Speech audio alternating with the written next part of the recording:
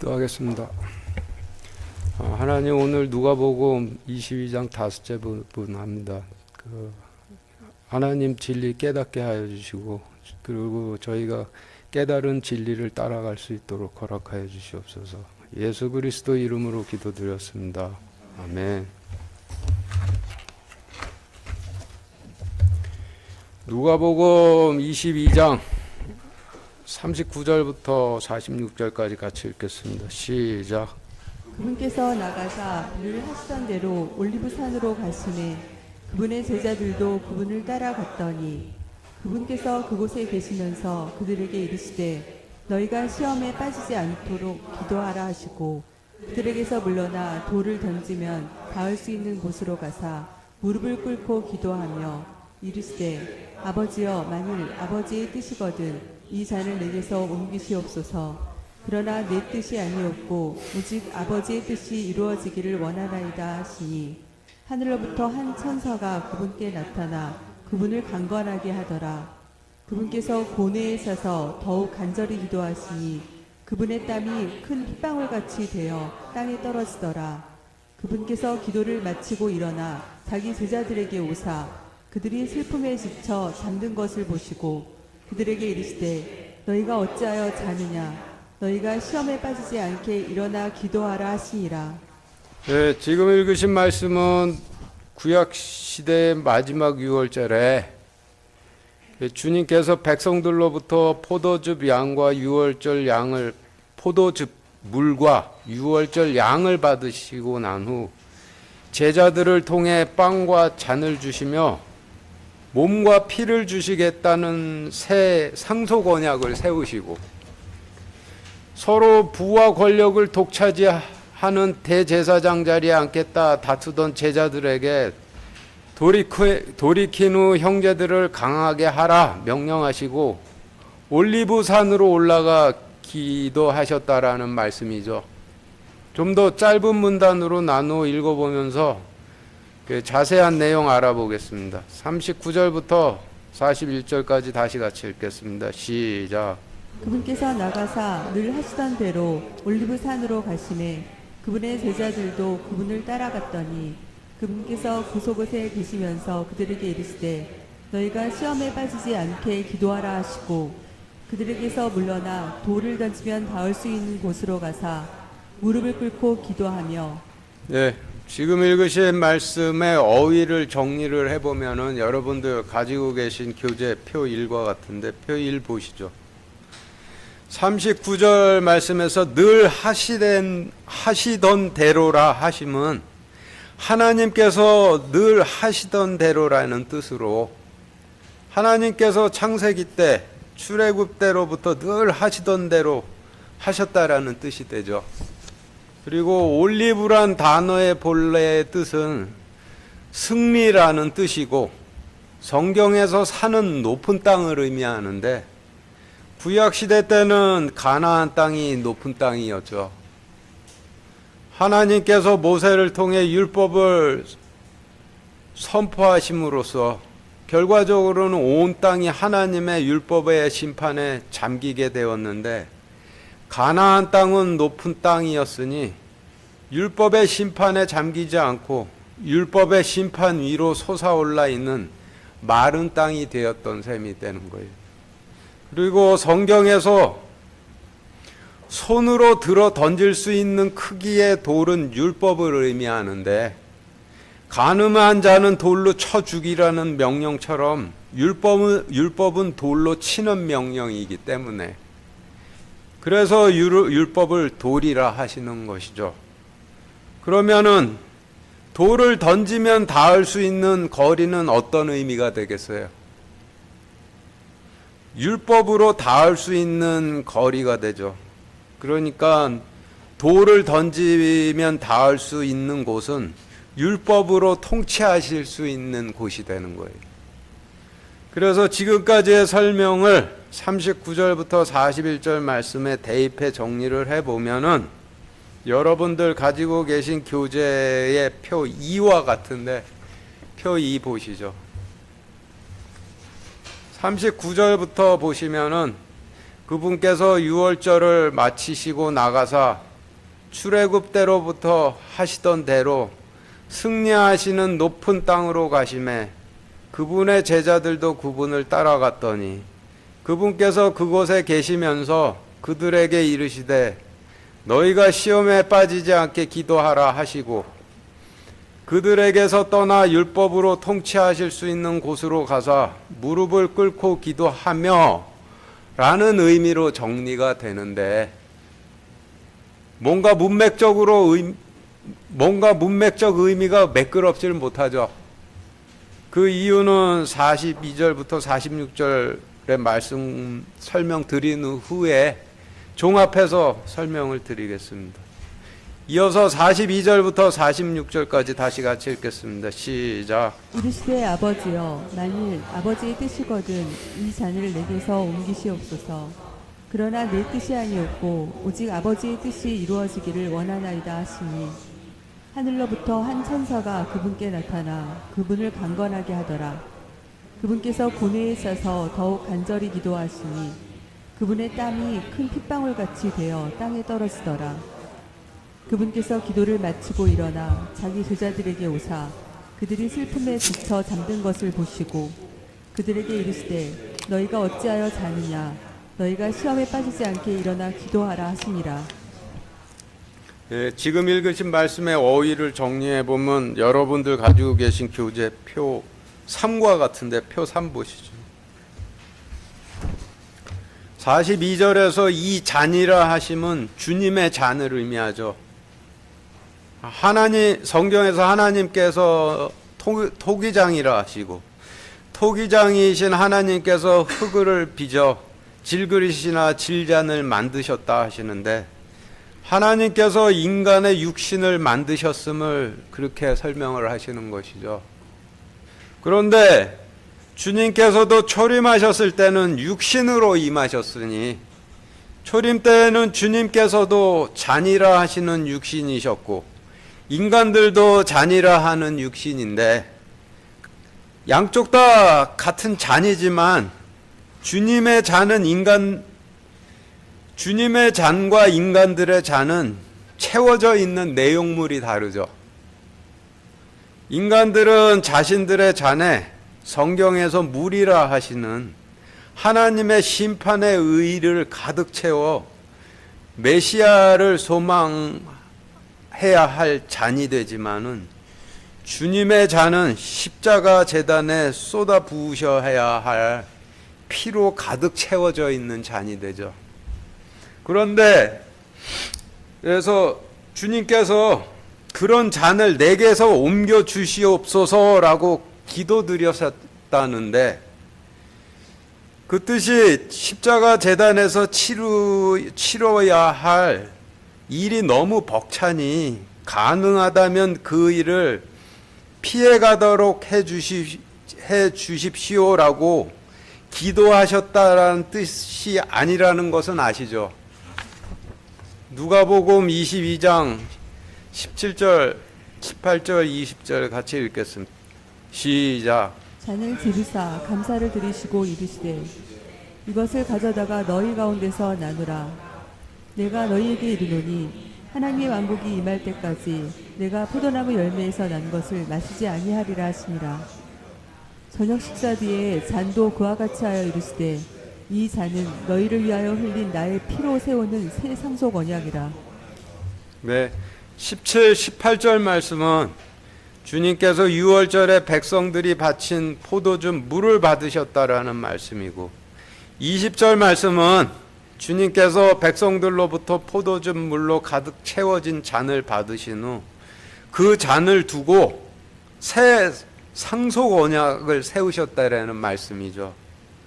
그러니 42절에서 이 잔을 내게서 옮겨 주옵소서라고 기도하셨음은 주님께서 백성들이 바친 잔을 들고 세우신 새 상속 언약이 이루어지길 기도하셨다라는 뜻이 되는 것인데 주님께서 자신의 잔에 가득 채워져 있는 피가 전 구약 시대를 걸쳐서 자신의 잔을 포도즙 물로 가득 채워 제단 앞으로 유월절 헌물을 가지고 나와 하나님 왕국으로 들어가겠다 서원한 백성들의 잔으로 옮겨지도록 기도하셨다라는 뜻이 되는 것이죠. 요한복음 혼인잔치 비유의 말씀에서 항아리 아기까지 채워진 물을 포도주로 바꾸셨듯이 아기까지 포도주 물로 채워진 백성들의 잔이 주님의 피로 바꾸어지길 기도드리셨다라는 의미로 자신의 잔을 채운 심판에 대한 두려움이 아버지 집으로 들어가는 좁은 문인 십자가 제단에 뿌려질 대속의 피가 되도록 기도하셨다라는 뜻이 되는 거예요.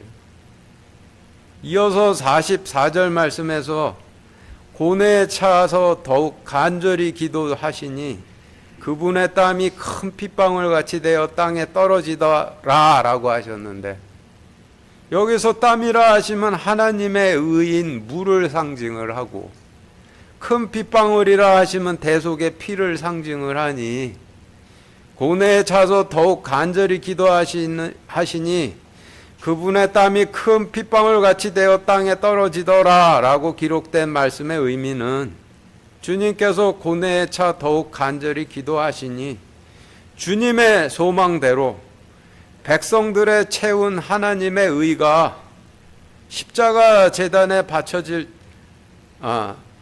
대속의 피가 되어 아버지 집으로 들어가는 좁은 문인 십자가 제단 주변 땅에 떨어질 대속의 피가 되어 떨어지더라 라는 뜻이 되는 것이죠.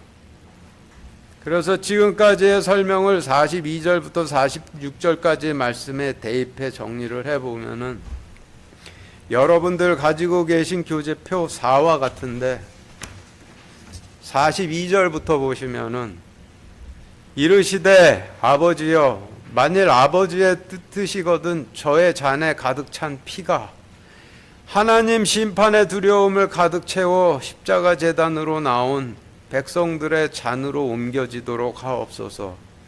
그러나 내 뜻이 아니었고 오직 아버지의 뜻이 이루어지길 원하나이다 하시니, 하늘로부터 한 천사가 그분께 나타나 그분의 시중을 들더라. 그분께서 고뇌에 차서 더욱 간절히 기도하시니 백성들의 잔에 채워진 하나님의 의가 아버지 집으로 들어가는 문인 십자가 제단에 바쳐질 대속의 피가 되어 땅에 떨어지더라.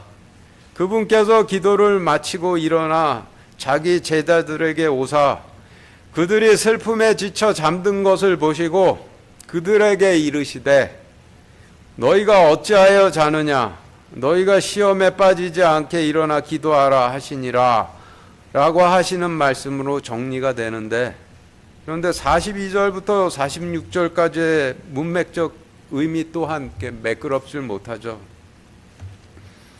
그래서 39절부터 46절까지의 말씀을 좀 더 명확히 이해해 보고자 지금까지 설명드린 방법과는 좀 다른 관점으로 누가복음 22장 말씀을 처음부터 다시 묵상을 해 봤는데, 표 5 보시죠. 표 5는 누가복음 22장 1절부터 46절까지의 말씀을 내용에 따라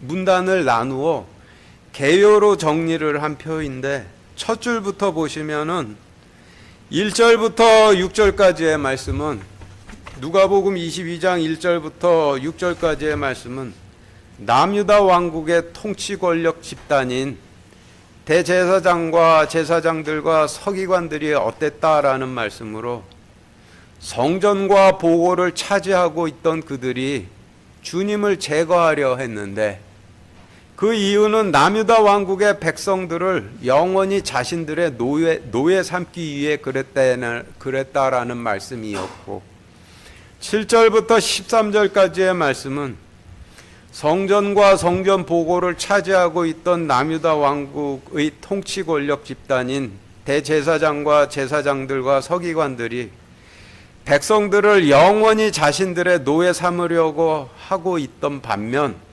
주님께서는 베드로와 요한 두 명의 사자를 대제사장과 제사장과 서기관들에게 굴복치 않고 하나님의 통치를 따르는 백성들에게 보내 유월절을 준비시키셨다라는 말씀이었고, 14절부터 24절까지의 말씀은 주님께서 가나안 땅에서의 마지막 유월절을 보내셨다라는 말씀이었고, 25절부터 38절까지의 말씀은 주님께서 유월절을 마치신 후 막이 들려서 부와 권력을 독점하는 성전 꼭대기 자리에 앉겠다 다투는 제자들과 함께 계시며 그들에게 시험을 당하셨다라는 말씀이었고, 39절 말씀은 막이 들린 제자들로부터 시험을 받으신 후 올리브산으로 가시니 그분의 12제자들도 주님을 따라갔다라는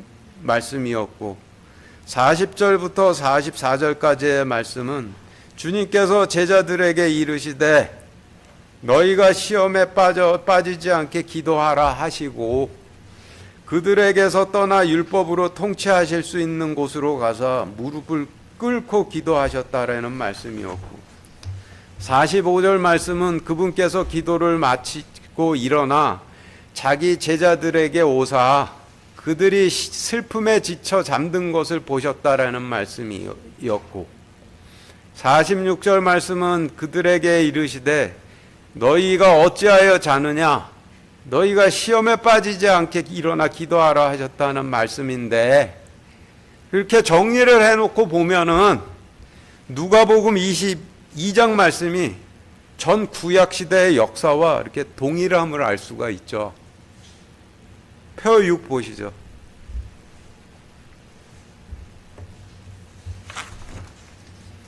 표 6에서 좌측은 지금 설명드렸던 누가복음 22장 1절부터 46절까지의 말씀의 문단별 개요이고, 우측은 구약 역사의 개요인데, 첫 줄부터 보시면은 1절부터 6절까지의 말씀은 출애굽 시대의 애굽의 파라오가 이스라엘 백성들을 영원히 자신의 노예 삼으려고 했던 것처럼 남유다 왕국의 통치 집단인 제사장들도 주님의 백성들을 영원히 자신들의 노예 삼으려 했다라는 말씀이고, 7절부터 13절까지의 말씀은 출애굽 시대에 주님께서 애굽의 파라오 밑에서 노예 생활을 하던 이스라엘 백성들에게 모세와 아론 두 명의 사자를 보내 유월절을 준비토록 하셨던 것처럼 남유다 왕국의 제사장들 밑에서 노예 생활을 하던 이스라엘 백성들에게도 베드로와 요한 두 명의 사자를 보내 유월절을 준비하도록 하셨다는 말씀이고, 14절부터 24절까지의 말씀은 출애굽 시대에 애굽에서 마지막 유월절을 보내시며 12지파의 이스라엘 백성들에게 상속 언약을 주셨던 것처럼 남유다 왕국에서 마지막 초림하신 주님께서 남유다 왕국에서 마지막 유월절을 보내시며 12제자들을 통해 새로운 상속 언약을 주셨다라는 말씀이었고, 25절부터 38절까지의 말씀은 출애굽 때 애굽에서 유월절을 보내신 후 광야에서 막이 들린 12지파의 이스라엘 백성들에게 시험을 받으셨던 것처럼 초림하신 주님께서 남유다 왕국에서 마지막 유월절을 보내신 후 막이 들려 성전 꼭대기 자리로 올라가겠다라는 12제자들에게 시험을 받으셨다라는 말씀이었고, 39절 말씀은 광야에서 막이 들린 12지파의 이스라엘 백성들에게 시험을 받으신 후 승리의 높은 산인 가나안 땅으로 들어가시니 12지파의 이스라엘 백성들이 여호수아와 함께 주님을 따라갔던 것처럼 막이 들린 12제자들에게 시험을 받으신 후 승리의 높은 땅이란 뜻을 가진 올리브 산으로 들어가시니 12제자들도 주님을 따라갔다라는 말씀이고, 40절 41절 말씀은 출애굽 때 낮에는 구름 기둥, 밤에는 불 기둥으로 백성들을 이끄시던 하나님께서 가나안 땅으로 들어가신 후 시험에 빠지지 않게 기도하라 하는 내용의 모세오경을 주시고 백성들을 떠나셨는데, 율법으로 통치하실 수 있는 거리에 있는 곳으로 떠나 율법을 통치하셨던 것처럼 주님께서 올리브산에서 제자들에게 시험에 빠지지 않게 기도하란 명령을 주시고, 돌을 던지면 닿을 수 있는 곳으로 가서 홀로 기도하셨다라는 말씀이고, 42절부터 44절까지의 말씀은 출애굽 때 낮에는 구름 기둥, 밤에는 불 기둥으로 이스라엘 백성들과 함께 계시던 하나님께서 이스라엘 백성들과 가나안 땅으로 들어가신 후 12지파의 이스라엘 백성들에게 시험에 빠지지 않게 기도하라는 내용의 모세오경을 주시고, 자신의 보좌로 돌아가 사사기 시대로부터 초림하시기 직전까지 율법으로 통치를 하시며 백성들의 구원을 준비하셨던 것처럼, 제자들과 함께 계시던 주님께서도 올리브 산으로 가신 후 시험에 빠지지 않게 기도하라는 명령을 주시고, 돌을 던지면 닿을 수 있는 곳으로 가 홀로 기도하시며 백성들의 구원을 준비하셨다라는 말씀이고, 45절 말씀은 백성들을 구원하실 준비를 마치신 주님께서 육신의 몸으로 초림하시니, 주님의 백성들이 슬픔에 지쳐 노예 생활로 인해서 슬픔에 지쳐 잠들어 있었던 것처럼 주님께서 제자들에게 오시니 제자들이 노예 생활로 슬픔에 지쳐 잠들어 있었다라는 말씀이고, 46절 말씀은 초림하신 주님께서 말씀을 선포하시고 오직 하나님께서만 하실 수 있는 기적을 증거로 보이심으로 종살이로 인해 슬픔에 지쳐 있었던 백성들을 깨우셔 시험에 빠지지 않게 일어나 기도하라 하셨던 것처럼, 종살이에 지쳐 슬픔에 빠져 잠들어 있던 제자들에게 너희가 어찌하여 자느냐, 너희가 시험에 빠지지 않게 일어나 기도하라 하셨단 말씀인데, 이와 같이 비교해 본 결과 누가복음 22장 말씀의 내용 진행과 구약 역사의 내용 진행이 똑같죠. 그렇게 볼 때 누가복음 22장 39절부터 46절까지의 말씀은 두 스토리가 동시에 존재하는 이중 플롯으로 기록이 된 말씀으로, 첫 번째 스토리는 기록된 대로 주님께서 행하셨다라는 의미이고, 그 안에 숨겨져 있는 두 번째 스토리는 낮에는 구름 기둥, 밤에는 불 기둥으로 자신의 백성들과 함께 하시던 주님께서 백성들을 데리고 가나안 땅으로 들어가신 후인 여호수아 때부터 초림 직후까지의 구약 역사의 개요를 하나님 관점으로 설명하시는 말씀이 되는데, 특히 낮에는 구름 기둥, 밤에는 불 기둥으로 자신의 백성들과 함께 하시다 시험에 빠지지 않게 기도하라는 내용의 모세오경을 주시고 백성들을 떠나 율법으로 통치하시던 사사기 시대로부터 초림 때까지의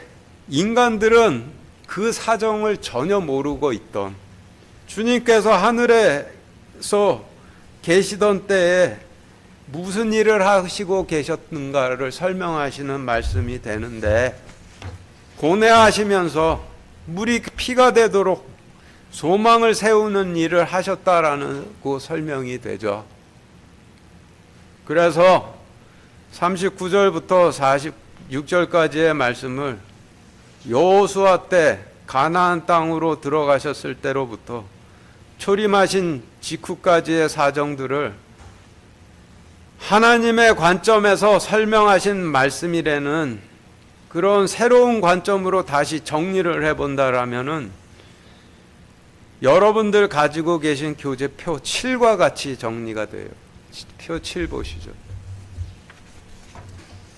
39절부터 보시면은 그분께서 유월절을 보내시고 애굽에서 나가사 창세기 아브라함 때부터 늘 하시던 대로 높은 땅인 가나안 땅으로 가심에 그분의 12지파의 이스라엘 백성들도 그분을 따라갔더니 그분께서 가나안 땅에 계시면서 12지파의 이스라엘 백성들에게 이르시되 너희가 시험에 빠지지 않게 기도하라 하는 내용의 모세오경을 주시고 낮에는 구름기둥 밤에는 불기둥으로 함께 하시던 이스라엘 백성들로부터 물러나 율법으로 통치하실 수 있는 곳으로 가사 서원하시며 이르시되 주의 뜻은 주가 육신의 몸으로 백성들에게 돌아갈 때 주의 잔에 채워질 피가 포도즙 물을 가득 채워 제단으로 나온 이스라엘 백성들의 잔으로 옮겨지길 원하노라 하시니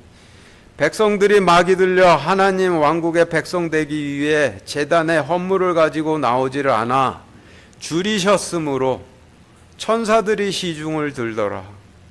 그분께서 고뇌에 차서 더욱 간절히 소망을 세우시니 백성들의 잔에 채워진 하나님의 의가 대속의 피가 되어 아버지 집으로 들어가는 좁은 문인 십자가 제단이 설 주변 땅에 떨어지더라.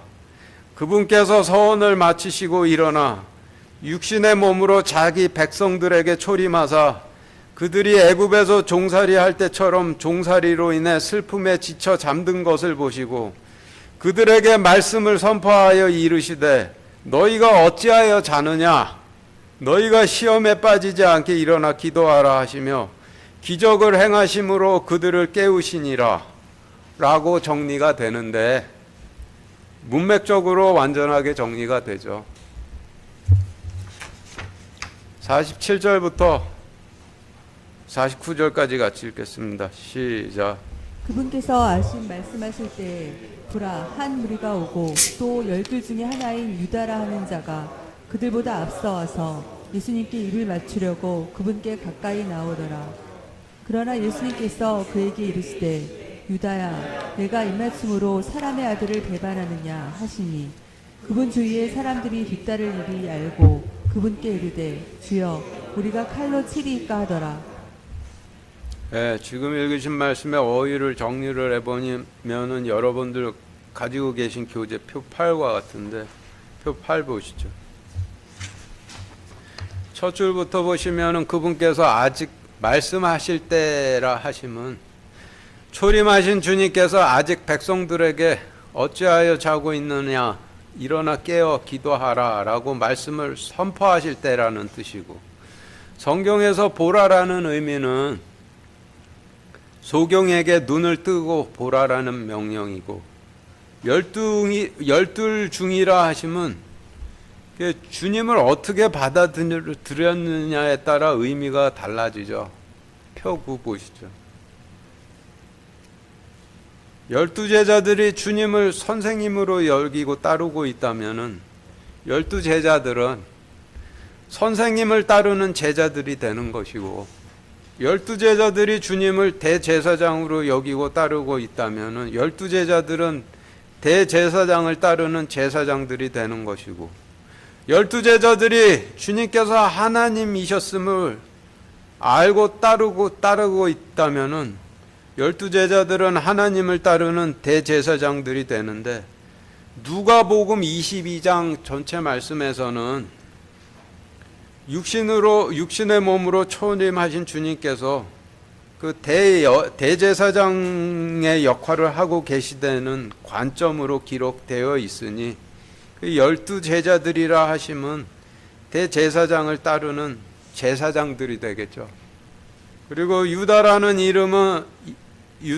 이름의 뜻은 칼을 가진 자라는 뜻이 되는데 성경에서 유다를 정의를 하는 말씀들을 좀 알아보면은 유다가 돈주머니를 맡았으되 돈주머니에 돈을 훔치는 자라는 뜻인데, 전에 설명드렸듯이 돈주머니는 성전 보고를 의미한다라고 말씀드렸죠.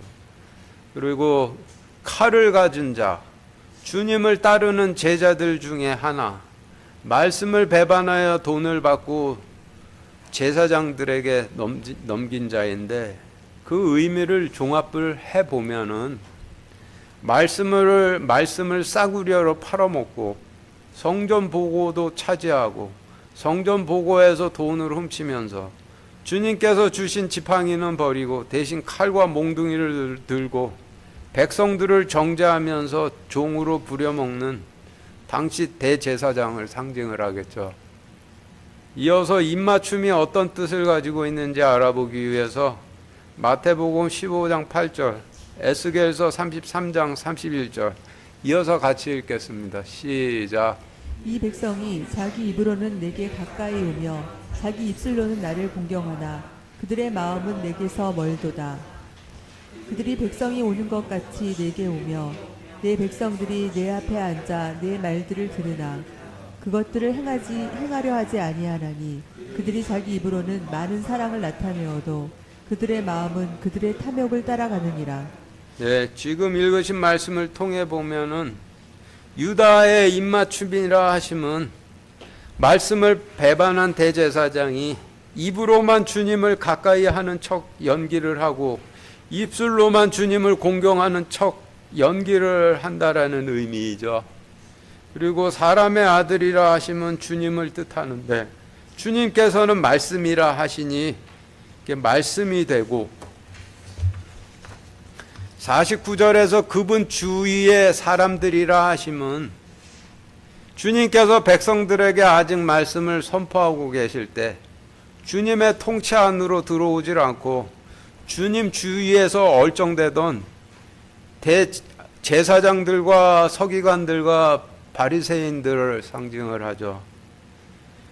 그리고 주위의 사람들이 뒤따를 일을 알고라 하심은 주님께서 백성들에게 말씀을 선포하실 때 성전에서 입으로만 하나님을 공경하는 척 연기를 하며 마음으로는 에스겔서 말씀처럼 탐욕을 따르는 대제사장과 제사장 무리를 꾸짖으시는 말씀을 선포하시니 주님 주위에서 얼쩡대다가 그 제사장들과 서기관들과 바리새인들이 듣고 뒤따를 일을 깨닫게 되죠. 백성들이 진실을 깨닫고 여지껏 제사장들이 자신들을 속여왔다라는 사실이 드러나게 될 것을 알고 두려워들 하게 되죠.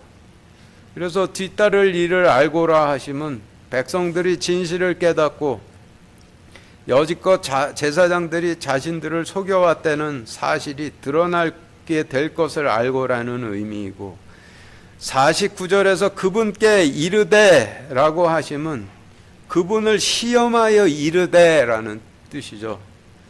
그리고 칼에 대해서 좀 알아보면은 이방인 왕국의 통치자들은 자신의 왕국 백성들을 칼과 몽둥이와 채찍으로 이끌고, 하나님 왕국의 통치자는 지팡이로 하나님 왕국의 백성들을 이끄는데, 이방인 왕국의 통치자들은 자신의 백성들을 노예로 부려먹기 위해 칼을 사용하는 것이고,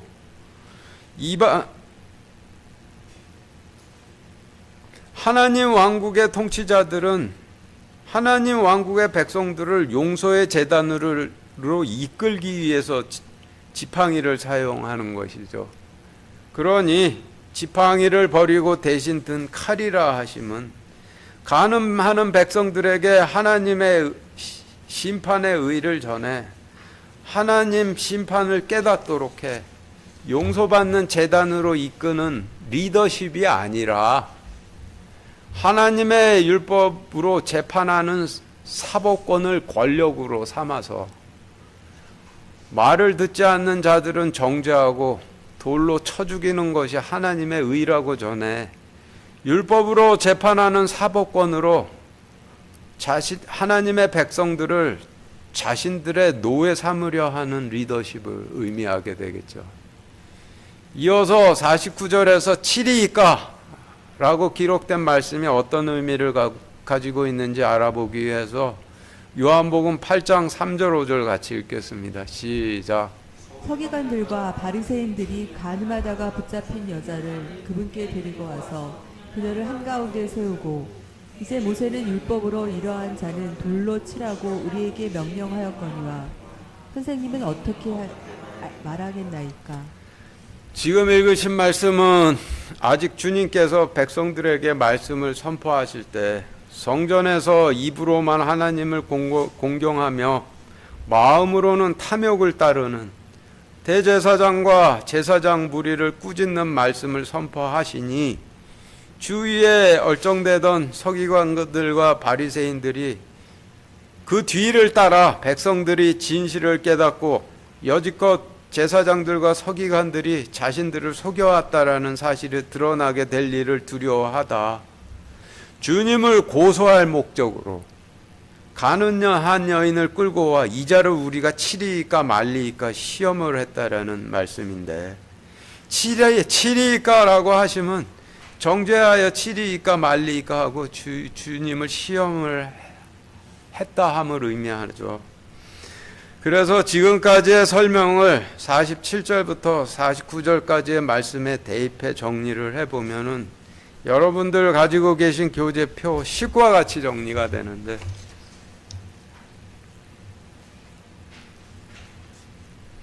47절부터 보시면은 47절 말씀은 초림하신 하나님께서 아직 말씀을 선포하실 때 눈을 뜨라 한 무리가 오고 또 제사장들 중 하나인 칼 가진 자라 하는 대제사장이 그들보다 앞서 와서 예수님께 입으로나 공경하려고 그분께 가까이 나오더라라고 정리가 되는데 좀 의미가 매끄럽지를 못하죠.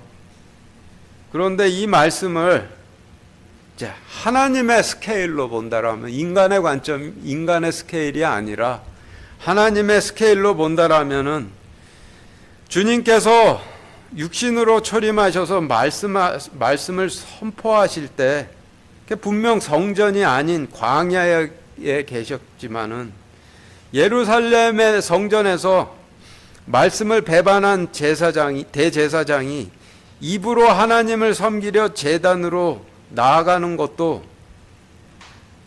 주님을 만나러 주님께 나가는 것이 되는 것이죠.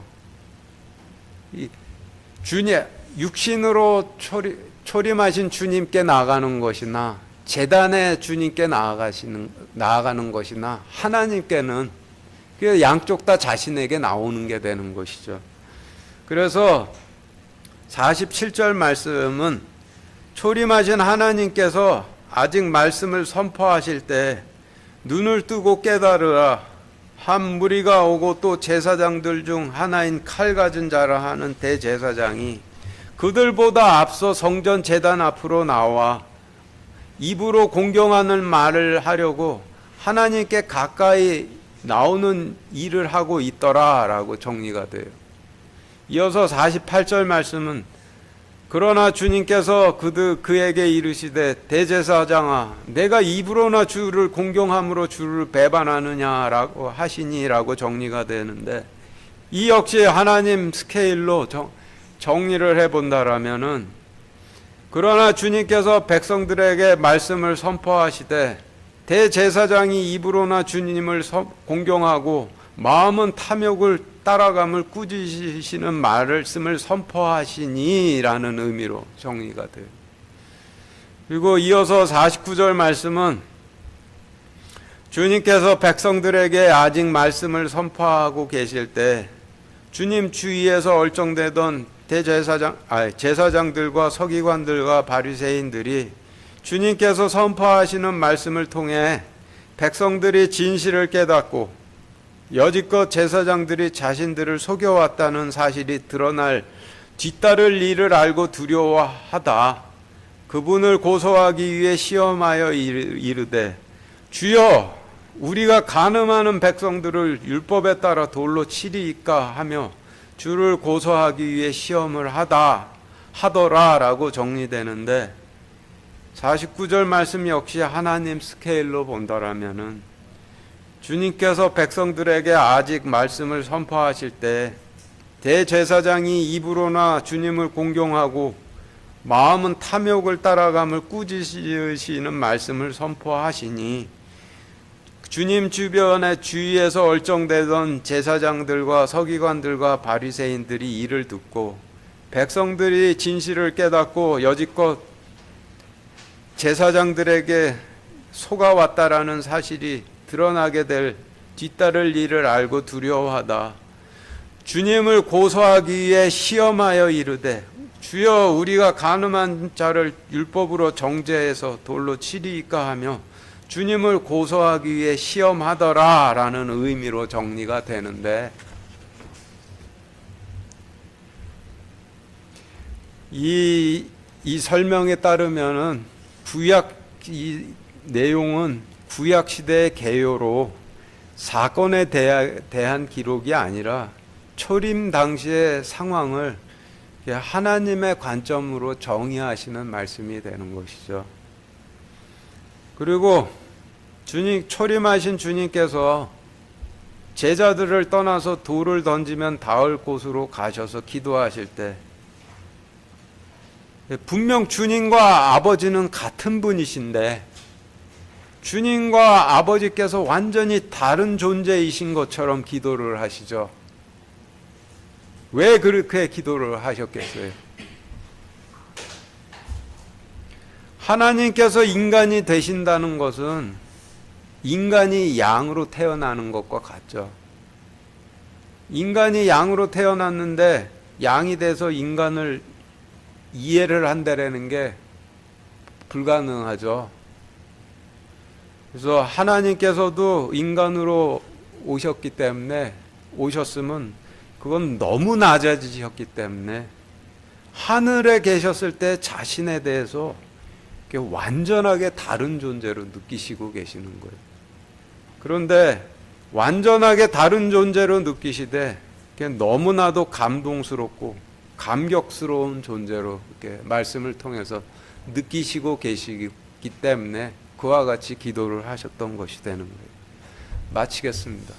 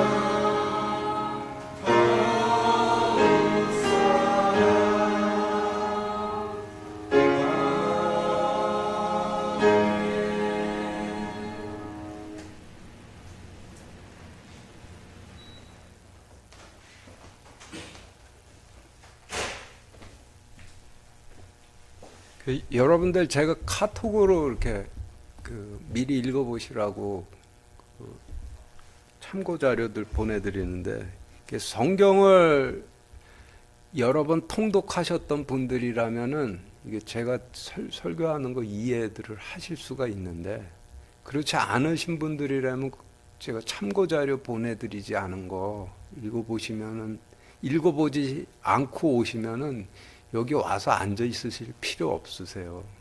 이렇게 절대 이해 못해요. 그러니까 제가 보내드리는 거는 그 이유가 있기 때문에 보내드리는 것이니까 꼭 읽어들 보시기 바라고, 그리고 또 성경도 열심히 읽으시기 바랍니다. 기도하겠습니다. 하나님, 오늘 말씀 주심 감사드립니다. 귀가 먹어서 듣지 못하는 자들은 귀를 열어주시고, 또 눈이 멀어서 보질 못하는 자들은 눈을 열어주시고, 또 말씀은 깨달았으나 가서 전하지 못하는 벙어리들은 입을 열어주셔서 하나님 말씀을 가서 전할 수 있도록 허락하여 주시옵소서. 이곳에 온전한 하나님 백성들만 머물 수 있도록 허락하여 주시옵소서. 예수 그리스도 이름으로 기도드렸습니다. 아멘.